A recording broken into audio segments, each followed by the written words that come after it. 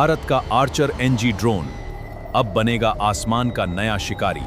अस्त्र मिसाइल और अत्याधुनिक सा रडार से लैस ये स्वदेशी यूएवी ये है combat queen of India. Bharat की सेना, शौर्य और रक्षा तकनीक की हर बड़ी खबर सबसे पहले। जय हिंद। अगर आपको भारत की मिलिट्री पावर और डिफेंस अपडेट्स पसंद हैं, तो लाइक, शेयर और सब्सक्राइब जरूर करें। कॉम्बैट क्वीन ऑफ इंडिया के साथ जुड़े रहिए। नमस्ते। चलिए सीधे मुद्दे पर आते हैं। आज जिस मैसिव पैराडाइम शिफ्ट का विश्लेषण होने वाला है, वो डिफेंस टेक्नोलॉजी की दुनिया को पूरी तरह से पलट कर रख देगा। डीआरडीओ के आर्चर एनजी ड्रोन का एवोल्यूशन, सच में ये कोई छोटा मोटा अपग्रेड नहीं है, ये हवाई युद्ध का बिल्कुल एक नया दौर है। तो आगे के रोड मैप पर एक झलक डालते हैं। हम बात करेंगे इसके बोल्ड ड्रोन विजन की, फिर कोर फ्लाइट सिस्टम्स की टेस्टिंग की, उसके बाद बियॉन्ड विजुअल रेंज कॉम्बैट, तबाही मचाने वाली ग्राउंड स्ट्राइक पावर और आखिर में इसका अल्टीमेट टैक्टिकल एडवांटेज। चलिए एक एक करके इन्हें समझते हैं। पहला पड़ाव है अ बोल्ड ड्रोन विजन और उसके पीछे का पैराडाइम शिफ्ट। आखिर इस मिलिट्री एसेट का इतना बड़ा ट्रांसफॉर्मेशन क्यों हो रहा है और इसका अल्टीमेट गोल क्या है, ये जानना बेहद जरूरी है। ओरिजिनल और अल्टीमेट डिजाइन के बीच का फर्क सच में जमीन आसमान का है। शुरुआत में यह सिर्फ एक मीडियम एल्टीट्यूड लॉन्ग एंड्योरेंस यानी मेल प्लेटफॉर्म था। मतलब इसका काम सिर्फ आसमान में रहकर खुफिया जानकारी जुटाना था, एक तरह से आसमान में लगातार तैरती हुई आंखें। लेकिन अल्टीमेट रोडमैप बिल्कुल अलग है। इसे एक heavily armed multi role combat system में बदला जा रहा है। एक ऐसा सिस्टम जो सरफेस और एरियल दोनों थ्रेट्स को मिटा सके। एक सिंपल इंटेलिजेंस गैदरर से एक शक्तिशाली एग्रेसर बनने की ये कहानी वाकई बहुत दिलचस्प है। आगे बढ़ते हैं दूसरे हिस्से की तरफ, प्रूविंग कोर फ्लाइट सिस्टम्स। इस ड्रोन को खतरनाक हथियारों से लैस करने से पहले बेसिक्स को मास्टर करना बेहद जरूरी होता है।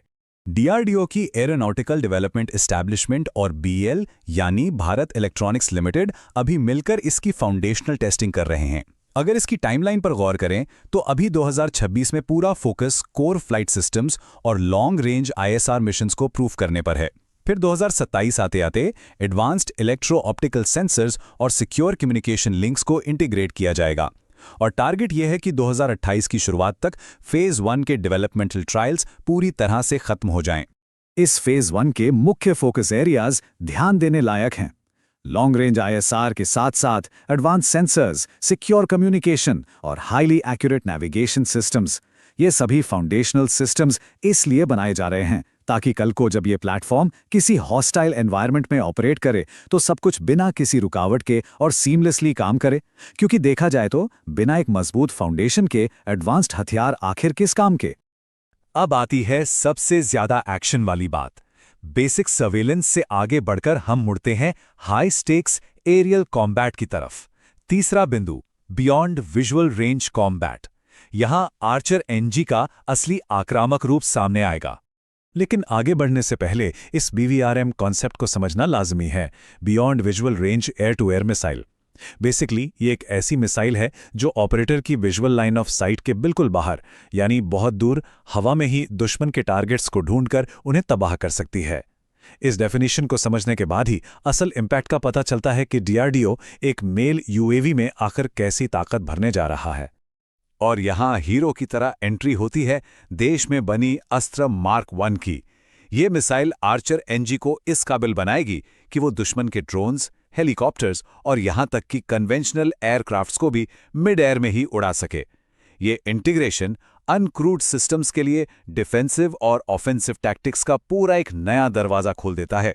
आस्ट्रा मार्क 1 की रफ्तार सुनकर हैरानी होती है। मार्क 4.5 ये धमाकेदार स्पीड इस मिसाइल को एक ऐसी अनप्रेसिडेंटेड एज देती है जिससे बच निकलना आधुनिक फाइटर जेट्स के लिए भी लगभग नामुमकिन हो जाता है। और सिर्फ स्पीड ही नहीं, इसके साथ आती है एक मैसिव स्ट्राइक रेंज 110 किलोमीटर, जिसका सीधा सा मतलब है कि आर्चर एनजी बहुत ही सुरक्षित दूरी से अपने हवाई टारगेट्स को निशाना बना सकता है। इस रीच के साथ ये प्लेटफॉर्म हवा में सच में एक बुरा सपना बन जाता है। इस आक्रामक क्षमता का नतीजा हवा में नई टैक्टिकल एडवांटेजेस के रूप में दिखेगा, जैसे कि हाई स्टेक्स डिफेंसिव ऑपरेशंस को अंजाम देना, वल्नरेबल ट्रांसपोर्ट एयरक्राफ्ट्स को सेफली एस्कॉर्ट करना और कंटेस्टेड एयर स्पेस में दुश्मन को घुसने तक न देना। और सबसे खास बात यह है कि ये uncrewed system traditional crewed fighter jets के साथ कंधे से कंधा मिलाकर सीमलेसली काम करेगा। ये सिर्फ हवा में उड़ता एक मामूली ड्रोन नहीं रहेगा, बल्कि एक सच्चा और ताकतवर विंगमैन साबित होगा। चलिए चौथे पड़ाव पर आते हैं, डेवास्टेटिंग ग्राउंड स्ट्राइक पावर। क्योंकि आर्चर एनजी बादलों में जितना खतरनाक है, जमीन पर मौजूद टारगेट्स के लिए भी उतना ही जानलेवा बनने वाला है। जमीन पर स्ट्राइक करने के मामले में ये 300 किलोग्राम की वेपन्स पेलोड कैपेसिटी पूरी गेम पलट देती है। ये कैपेसिटी एक्सप्लिसिटली डिजाइन की गई है ताकि स्टैंड ऑफ डिस्टेंसेस से ग्राउंड टारगेट्स पर भयंकर और डेवास्टेटिंग स्ट्राइक्स की जा सकें। अगर इसके होम ग्रोन आर्सेनल पर नजर डालें तो एक क्लियर पिक्चर मिलती है। इस आर्सेनल में आखिर क्या क्या शामिल है? पहला, स्मार्ट एंटी एयरफील्ड वेपन यानी सेया, जो दुश्मन के इंफ्रास्ट्रक्चर को प्रिसीजन के साथ उड़ाता है।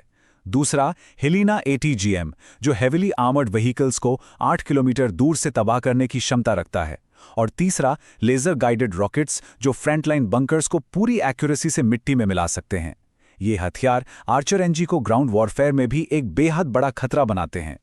खैर, एक बात तो साफ है, एक एडवांस आर्सेनल बिना सही आंखों के बिल्कुल बेकार होता है।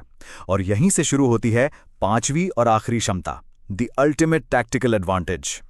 एक ऐसी टेक्नोलॉजी जो इलेक्ट्रॉनिक बैटलफील्ड को मास्टर करने में मदद करेगी। तो ये आंखें आखिर हैं क्या? ये है ASA रडार, यानी एक्टिव इलेक्ट्रॉनिकली स्कैन्ड एरे। ये एडवांस्ड रेडार टेक्नोलॉजी मॉडर्न बैटलफील्ड्स के लिए बेहद क्रूशियल है, खासकर वहां जहां जमकर हेवी इलेक्ट्रॉनिक जैमिंग हो रही हो। कंटेस्टेड और जैम्ड एयर स्पेसेस के बीच ऑपरेट करने का ये सबसे असरदार सॉल्यूशन है। अगर इस रेडार के काम करने के तरीके को स्टेप बाय स्टेप समझा जाए तो सब क्लियर हो जाता है। पहला स्टेप, हेवी इलेक्ट्रॉनिक जैमिंग को आसानी से चीरते हुए आगे बढ़ना। दूसरा स्टेप, जमीन और हवा में एक ही वक्त में कई मूविंग टारगेट्स को डिटेक्ट और ट्रैक करना। और तीसरा, सबसे अहम स्टेप, एस्ट्रा मार्क 1 मिसाइल्स को इफेक्टिवली फायर करने के लिए एकदम सटीक टारगेटिंग डेटा प्रोवाइड करना।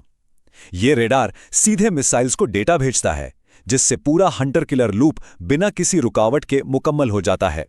इन सभी शानदार क्षमताओं का विश्लेषण करने के बाद अंत में एक बहुत बड़ा सवाल खड़ा होता है।